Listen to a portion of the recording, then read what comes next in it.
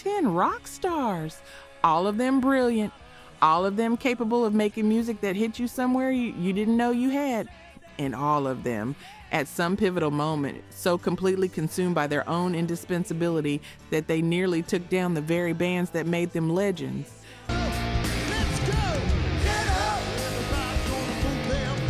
You've heard the albums, you know the riffs, but you don't know the whole story. What happens when the ego that built something great decides it built it alone?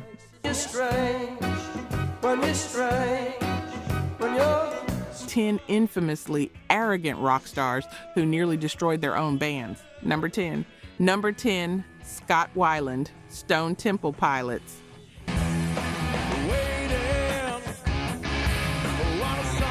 Here's a story that starts with one of the most unexpected commercial explosions in alternative rock history. 1992, Stone Temple Pilots put out Core, a debut album that went 8 times platinum. That's not a rookie number. That's a band that arrived fully formed, radio ready, with a voice up front that nobody could categorize or ignore.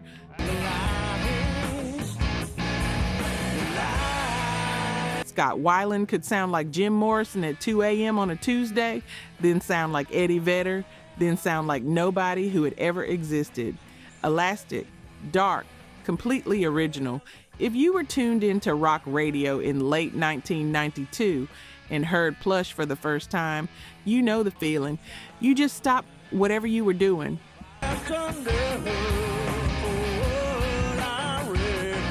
But here's what was actually happening inside that band. From day one, Weiland operated on the belief that Stone Temple Pilots was essentially his solo project with a backing band. The DeLeo brothers, Robert and Dean, were writing the riffs. They were the architecture of everything you loved about STP.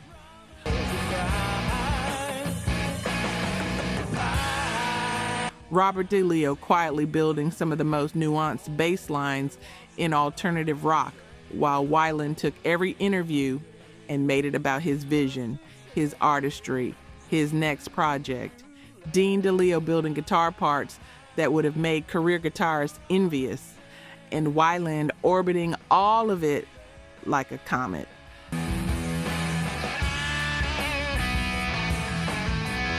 Spectacular when he appeared, gone half the time. The arrest came early, the addiction came public fast. Every album cycle became a negotiation. Would Scott show up? Would he be present enough to record? Would he walk out of the studio at 3 a.m. because he wasn't feeling inspired today? And the other members spent over a decade managing a man who believed he was too important to be managed.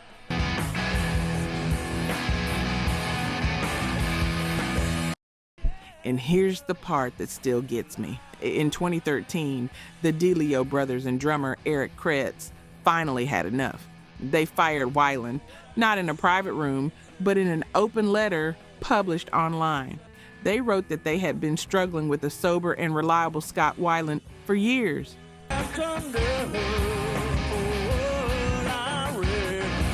When your own bandmates have to use the word reliable in the context of letting you go, that tells you everything about how far things had deteriorated. They tried Chester Bennington from Linkin Park in his place. Chester delivered. He was magnificent, actually, but he wasn't the original, and everyone knew it.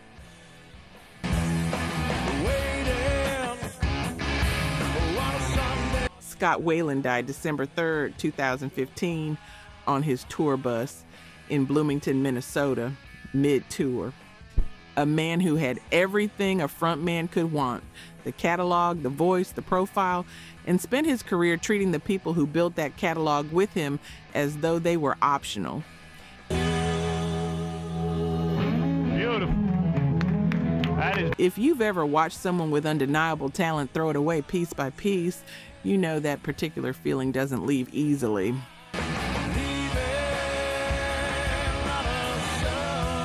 Number 9, Liam Gallagher, Oasis.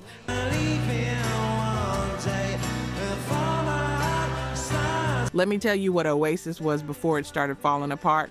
the biggest British band since the Beatles. That's not hyperbole. That's what people were saying, and they weren't wrong. Definitely, maybe in 1994.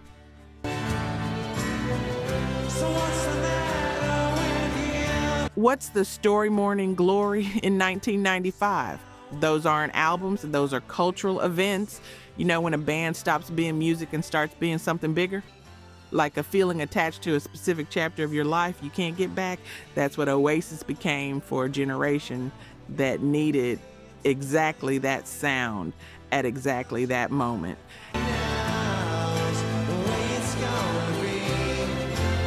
And running the engine of all of it were two brothers from Manchester who despised each other nearly as much as they needed each other.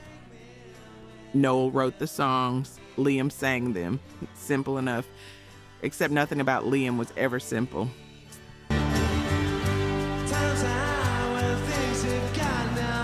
Liam Gallagher was the most naturally arrogant frontman in rock at the time, and he wasn't performing it. He just genuinely believed that nobody in any room he walked into deserved to be there.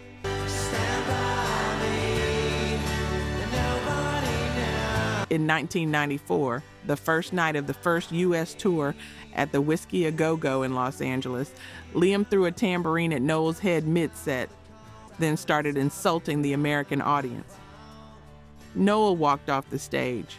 Oasis was 1 month old in America. 1 month, and they'd already nearly collapsed. That was the pattern from the jump.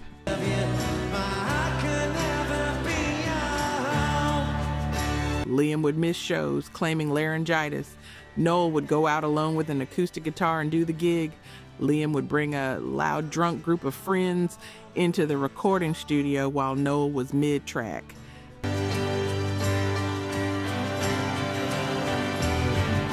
He'd compare himself to John Lennon in press interviews without a trace of embarrassment. Dare anyone in the room to push back on it.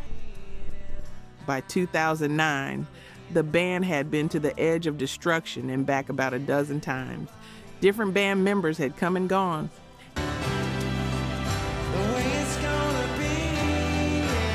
And then, backstage at the Rock on Seine festival in Paris, 5 minutes before 30,000 people, Liam came back from his dressing room with Noel's guitar and started swinging it like an axe.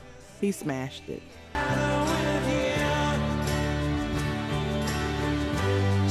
Noel walked to the parking lot, got in a car, and issued a statement 2 hours later saying he simply could not go on working with Liam another day. What makes this one sting differently is how close it came to not ending that way.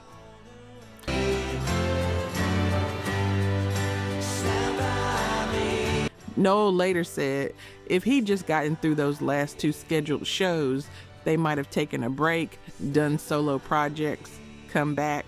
It might not have ended at all. Instead, a smashed guitar in a parking lot in Paris.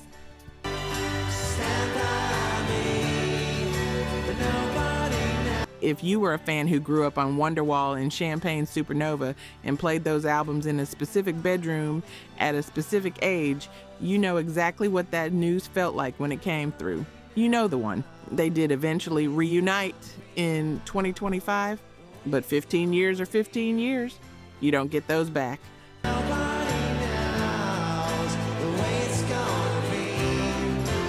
Let's look at the numbers. Only 9% of you are actually subscribed. Honestly, that's tough to see. Our team spends days hunting down archives and verifying every single fact just to tell these stories right. If you've made it this far into the video, you're clearly part of the community, so please hit subscribe. It costs nothing and helps us immensely. Now, for those already subscribed, very few of you have made the jump to our membership, and that's a hard pill to swallow because you're the ones who know our value best. If this channel has moved you or inspired you, consider joining. It's the price of one coffee, but it's the literal fuel for this channel. Let's keep this alive together. Back to the story. Number 8, Gene Simmons, Kiss.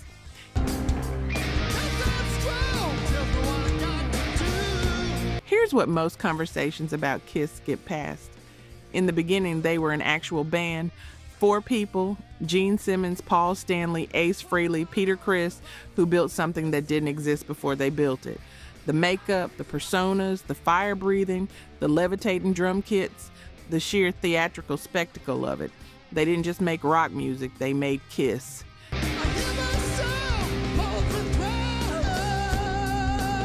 And for a few years in the mid-70s, it worked because all 4 of them believed in it equally. Then Gene Simmons started believing in it more than anyone else, and differently.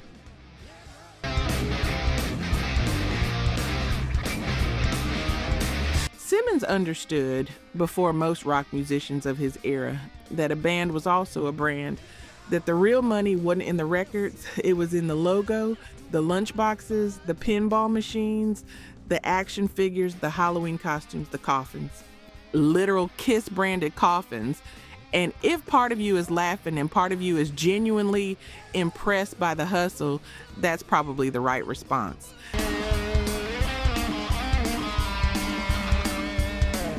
But here's what that philosophy does to a band over time. It turns the music into a marketing vehicle, and it turns the other band members into components, necessary for now, replaceable when they stop performing at the standard the brand requires. Ace Frehley, the Space Ace, was one of the most beloved lead guitarists in rock history.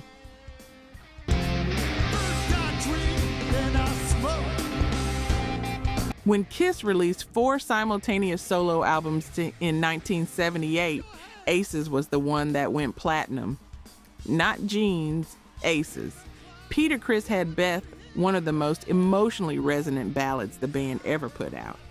These were not interchangeable parts. These were people who had built this thing from nothing alongside Simmons and Stanley.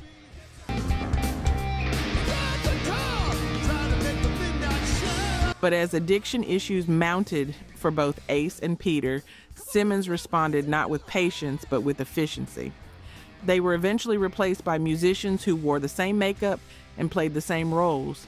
Tommy Thayer in Ace's spaceman costume, Eric Singer in Peter's Catman face, same characters, new actors.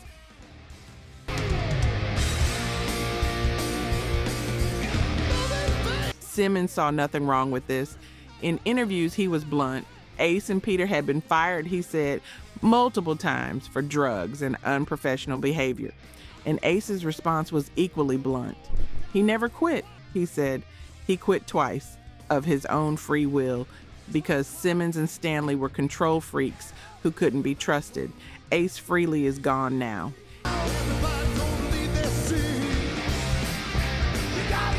And when the tribute came from Simmons, the words were beautiful and technically correct, and to anyone paying attention, unmistakably calibrated.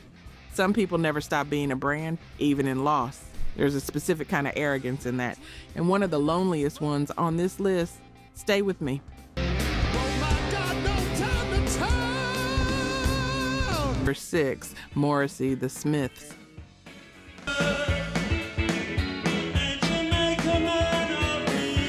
The Smiths lasted 5 years. They released 4 studio albums, and the argument that they were the most important British band between the Beatles and Oasis is not a controversial one among people who were paying attention. Morrissey's words and Johnny Marr's guitar, that specific combination, those 2 specific human beings, created something that had never existed before and hasn't fully existed since. I would go out tonight, but I haven't got a... And Morrissey burned it down. Not quickly, not in one dramatic moment. His arrogance was slower and more particular than most on this list.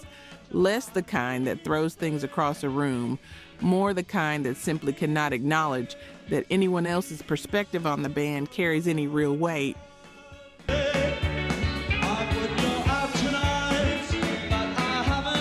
Marr wanted to collaborate with other musicians, play on Brian Ferry's record, explore creative work outside the band, just breathe a little. Morrissey responded as though this was a form of betrayal. How could Marr give any of that energy to anything other than the Smiths? the implicit message being the Smiths are the highest calling available to you, and anything outside of this diminishes of both.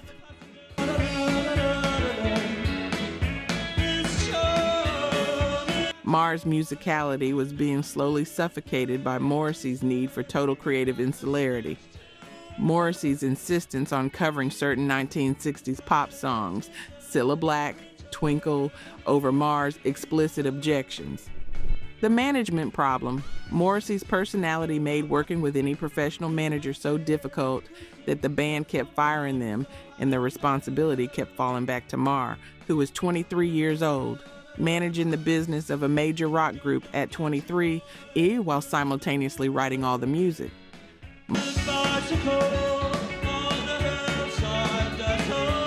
Marr later said that arrangement alone was what split the band. And then there was what happened after. Mike Joyce and Andy Rourke took Morrissey and Marr to court over royalties. The judgment came in favor of Joyce and Rourke. Morrissey's own counsel conceded in court on record that his client's attitude had betrayed a degree of arrogance.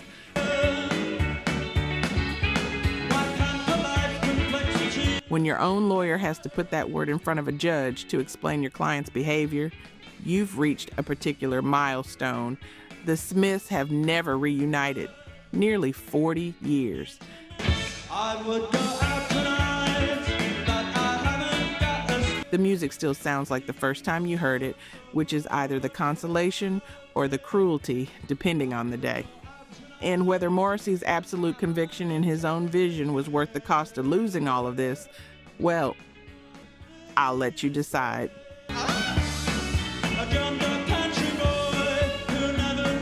Number 5, Dave Mustaine, Megadeth. Myself, I'm a social disease. Come for you. Here's the origin story you need for this one to land properly. April 1983. Dave Mustaine is the lead guitarist of Metallica. They're about to record their first album, Kill 'Em All. They're standing on the edge of something enormous. And then one morning, Mustaine wakes up on a Greyhound bus.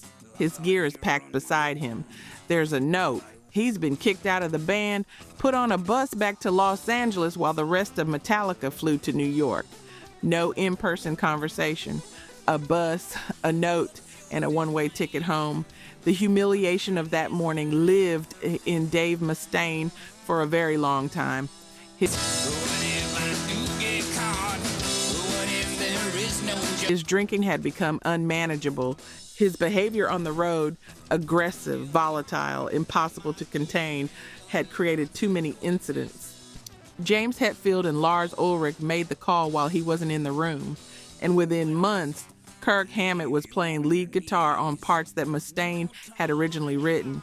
So Mustaine went back to Los Angeles and built Megadeth, specifically to show them, specifically to build something so technically ferocious, so musically demanding, so unquestionably complex, that nobody would ever need to wonder whether he was better off without Metallica.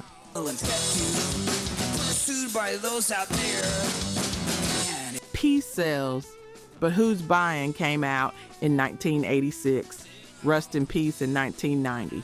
These are genuine masterworks of technical thrash metal, and if you've spent any real time with them, you know exactly what I mean.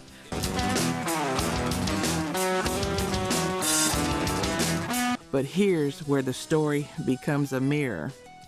Dave Mustaine built Megadeth and then ran it exactly the way he felt Metallica had treated him, except with more frequency and less warning. Megadeth has had over 30 members across its history. 30. The only person who has been in the band from the first day to the present is Dave Mustaine. Guitarists fired, bassists fired, drummers fired, some for substance issues, some for not meeting his technical standards, some for reasons that never fully became public.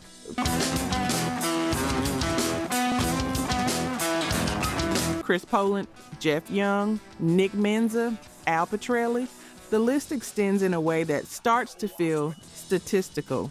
He became the thing that formed him. The man who was thrown away became the man who throws people away.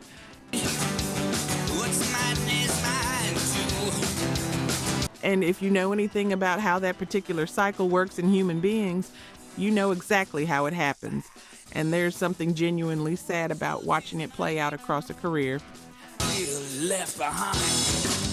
You don't know when the end is. Mustaine was diagnosed with throat cancer in 2019, went through treatment, came back, it kept recording and touring. Say what you want about the ego. There is something specific and real about a man that relentless. The music is still excellent, but there are 30-plus musicians out there with a Megadeth story to tell, and the door is still spinning.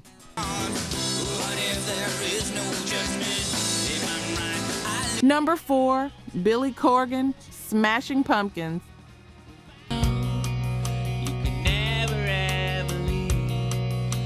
In 1993, while recording Siamese Dream, what many people still consider one of the finest alternative rock albums ever made, Billy Corgan played almost every guitar part on the record himself.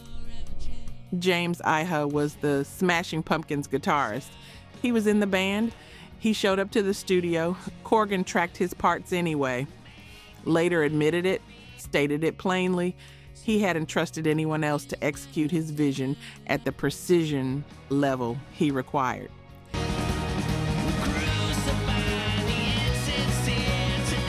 That's the central story of Billy Corgan in 3 sentences.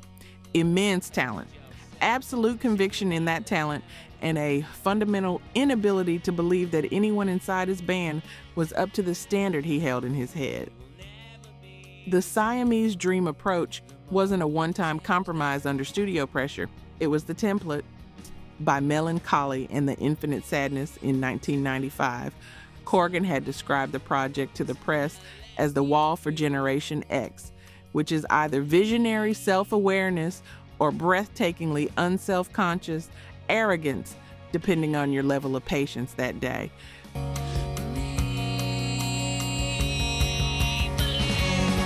The album debuted at number 1. It sold millions. It's legitimately remarkable music. But the people nominally in the band with him were being slowly hollowed out of their own creative contribution, entry by entry.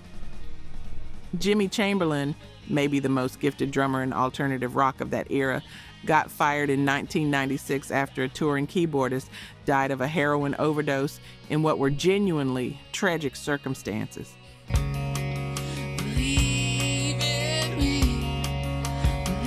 Corgan later called the decision to continue touring without Chamberlain one of the worst the band ever made, said it damaged their music and their reputation. He knew.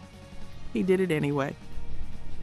Darcy Redsky left in 1999, with her departure described in reports as Corgan's controlling nature making her continued participation untenable.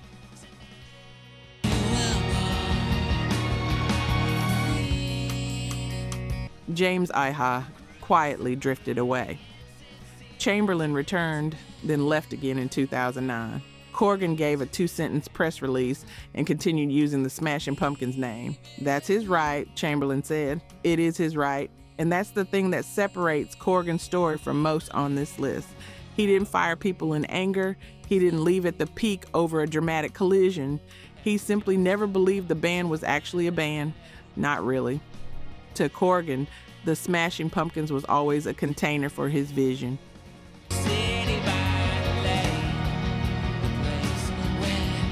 The other members were vessels through which that vision passed, useful when they performed adequately, replaceable when they didn't. Today, even after all the lineup changes and reformations and returns, the only original member who has been there from the beginning is the one who always believed he was the only one who mattered. Sometimes people are right about themselves and wrong about everyone else at the same time. That's a complicated legacy to carry around.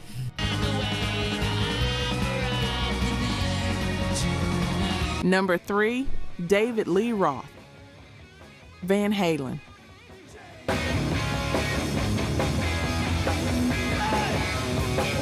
Van Halen releases the album of that name. It reaches number 2 on the Billboard 200. The single jump goes to number 1, the only number 1 single in the band's career. The tour that followed was one of the highest grossing of the year. Van Halen was, at that exact moment, the biggest rock band in America, maybe the world.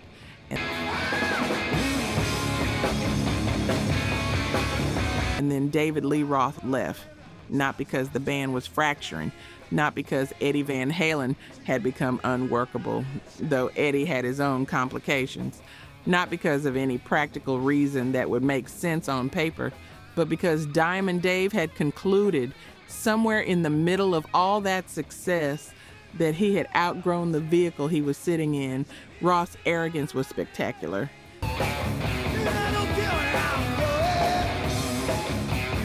And I mean that with genuine admiration tucked inside the criticism. He was the most naturally magnetic frontman of his generation. The kicks, the splits, the delivery, the physical command of a stage. When Roth walked out under the lights stopped mattering. He knew he was the story.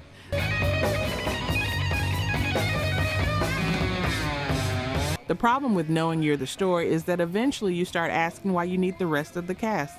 The split unraveled across 1985. Roth releasing a solo EP of cover songs, talking to the press about his vision, his future, his film concept, asking Eddie to score the movie, Eddie refusing.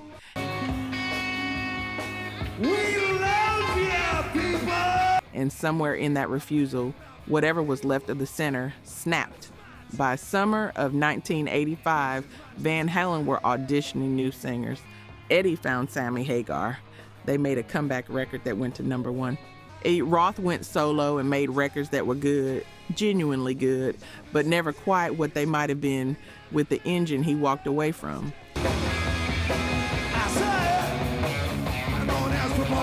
Here's what's strange and a little heartbreaking about this particular story.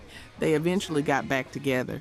The reunion tour in 2016 became one of the highest grossing in rock history. Roth and Eddie playing together as well as they ever had.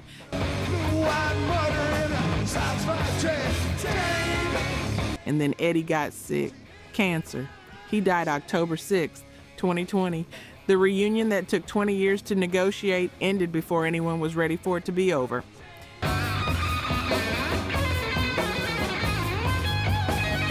David Lee Roth left Van Halen when they were the biggest band in the world. And you know what's worse than leaving at the peak? Realizing you left before you had to, and that the second chance you finally took ran out before you could use all of it. And some of y'all just felt that one differently than the others. I know.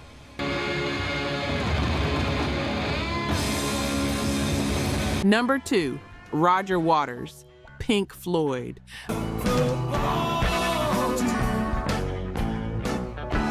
By 1979, Roger Waters had written The Wall, one of the best-selling albums in rock history, eventually the number 2 best-selling double album of all time.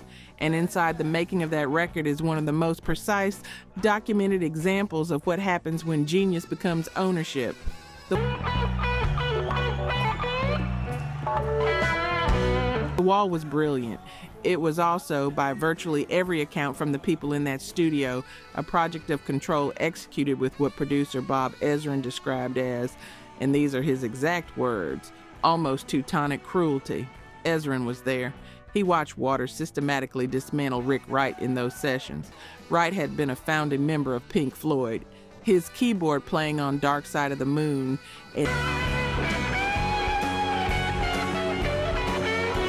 and Wish You Were Here had been as foundational to those albums' sound as anything else on them. And he was fired, not for failing, but for not meeting an impossibly shifting standard. When Wright stayed in Greece on a holiday rather than immediately returning at Waters' demand, the ultimatum came down clean: resign your full membership or I take The Wall and record it as a solo project. Wright resigned. He was allowed to stay on as a salaried musician for the tour.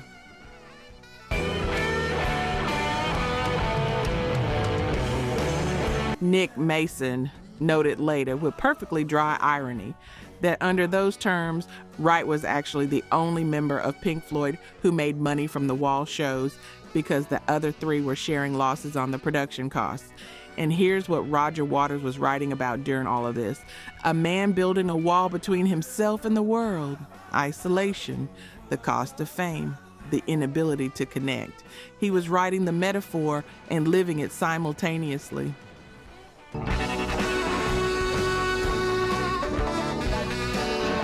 By 1985, Waters had decided Pink Floyd was finished. He wrote a formal letter to the management declaring the band dissolved, and then watched, apparently genuinely surprised, as Gilmour, Mason, and the recently rehired Wright decided they'd continue without him.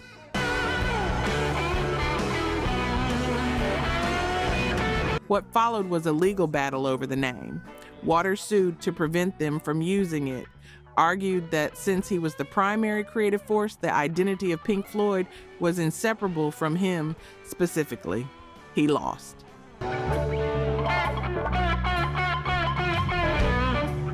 And here's the specific twist of the knife, a momentary lapse of reason. The first Pink Floyd album without Waters charted higher in many territories than the final cut, the last album with him.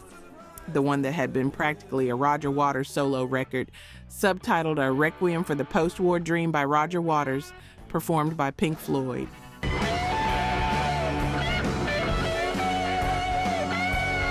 The audience showed up for Floyd without Roger. That fact did not make things warmer between them. In 2005 at Live 8, they performed together for the first time in 24 years, 4 songs. The crowd responded as though the oxygen in the air changed composition. And watching Comfortably Numb, Gilmour on that solo, one of the defining guitar moments of the late 20th century, it seemed briefly possible that time had softened something real. Rick Wright died in 2008. That particular door closed permanently.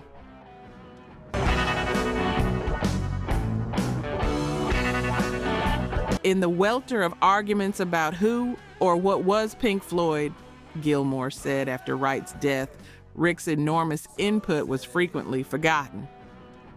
A direct, quiet address to the 20-year argument and an acknowledgement, understated as only Gilmour can be, of what Waters' certainty had cost all of them.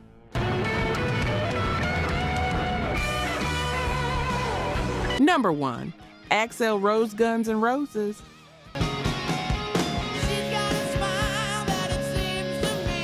Let me tell you what Guns N' Roses was in 1987.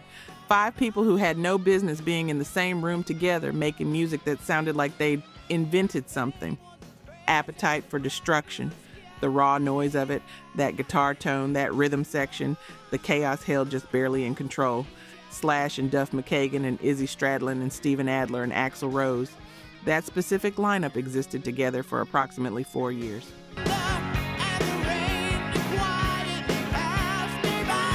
In those 4 years, they sold over 30 million copies of one album. One album? That is the scale of what existed briefly before Axl Rose decided it was his. The drummer, Steven Adler, was fired in 1990. Substance issues, and there's a legitimate case for it. Izzy Stradlin, the rhythm guitarist and co-writer on more Appetite tracks than most casual listeners realize, left in 1991 in the middle of the Use Your Illusion tour, quietly, without a press release.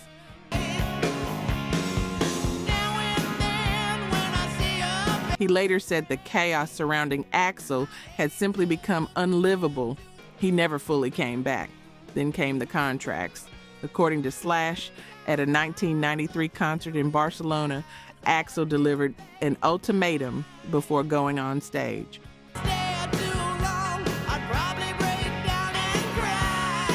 Other band members had to sign contracts transferring rights to the Guns N' Roses name to him personally, or he wouldn't perform that night. Axl disputed the coercion element publicly, but the result is not disputed by anyone. Axl Rose emerged from that process owning the name.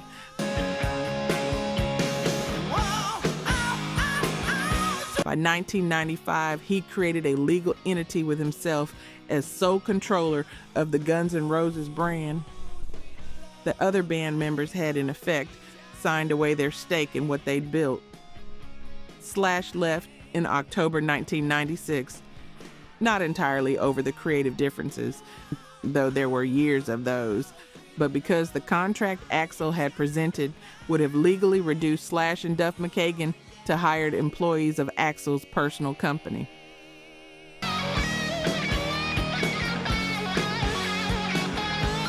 Slash later clarified it wasn't leaving the band. It was refusing to join the new entity Axl had built. Duff followed the next year. Matt Sorum was fired. Within 12 months, the entire Appetite lineup was gone, except for Axl and keyboardist Dizzy Reed. What Axl did with the name over the following decade became one of the most expensive exercises in personal mythology in rock history.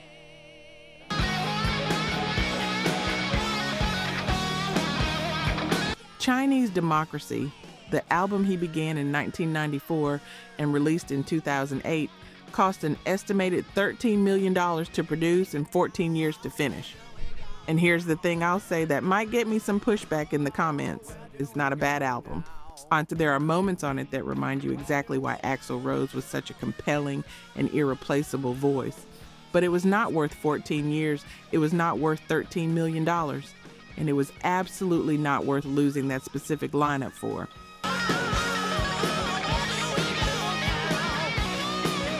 In 2012, Guns N' Roses were inducted into the Rock and Roll Hall of Fame. Axl declined to attend, wrote a letter explaining the ceremony wasn't somewhere he felt wanted or respected. Slash, Duff, Adler, and Sorum were there. They accepted and played without the singer whose name had come to define the band's entire public identity.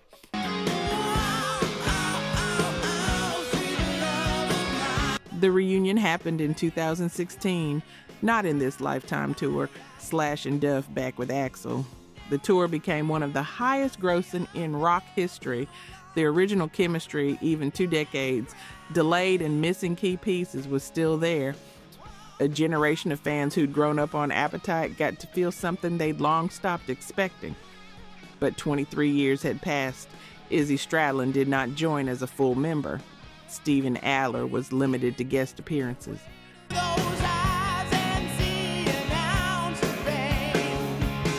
The lineup that recorded Appetite for Destruction played together for 4 years and then spent 30 years apart because one man decided the name mattered more than the people inside it. You can rebuild a lineup, you can sell out stadiums, you can gross $1 billion on a reunion tour, but you can't make Appetite for Destruction twice. You can't get the 4 years back.